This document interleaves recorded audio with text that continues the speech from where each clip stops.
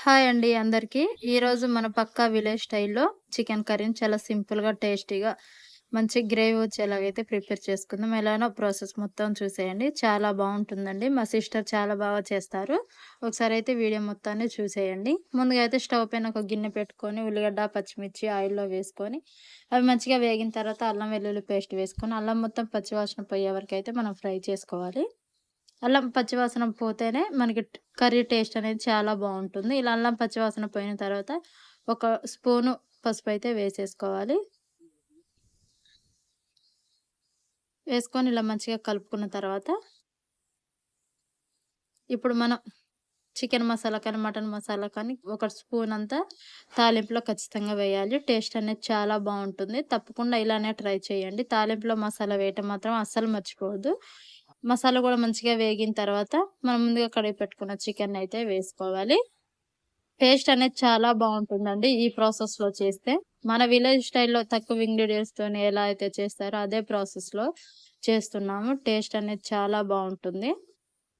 ఇప్పుడు మనం చికెన్ మొత్తం వేసుకున్న తర్వాత అయితే మంచిగా మొత్తం అయితే అల్లం వెల్లుల్లి పేస్ట్ మొత్తం కలిసేలాగైతే కలుపుకోవాలి.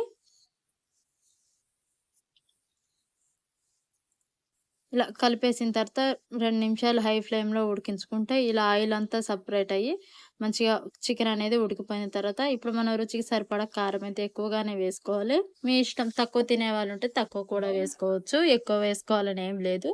ఇప్పుడు రుచికి సరిపడా ఉప్పు అయితే వేసుకొని ముక్కతో పాటే ఉడికించుకోవాలి. ఉప్పు, కారం అనేది. టమాటా ఇప్పుడు అస్సలు వేయొద్దు.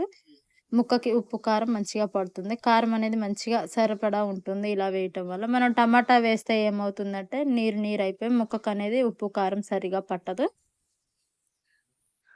ఉప్పు, కారం వేసి ఇలా మంచిగా కలిపిన తర్వాత ఇలా ఆయిల్ పైకి తేలే వరకు బాగా హై ఫ్లేమ్‌లో అయితే ఉడికించుకోవాలి. ఇలా ఉడికిన తర్వాత అడుగు మాడకుండా ఉండటం కోసం చికెన్నయితే మంచిగా ఒకసారి కలిపేసుకోవాలి.